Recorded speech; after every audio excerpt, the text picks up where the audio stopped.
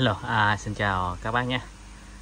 Hôm nay mới về được một cây Shure Beta 87A mít dây nha. Cây này thì huyền thoại rồi nha. Beta 87A hàng còn đẹp lan can các bác nha.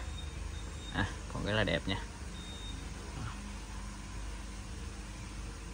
Đây, Shure Beta 87A ha. Mic còn đẹp lan can nha các bác. Đây ha, lưới lý các thứ đều đẹp, rất là đẹp nha. Và giá cái này là 4,6 triệu nha các bác nha. Huyền thoại rồi nha, hàng đẹp ha. Và quan trọng là đảm bảo xịn nha. Rồi các bác nào có nhu cầu thì xin vui lòng liên hệ ha. Giá 4,6 triệu các bác nha. Rồi cảm ơn các bác, xin chào và hẹn gặp lại.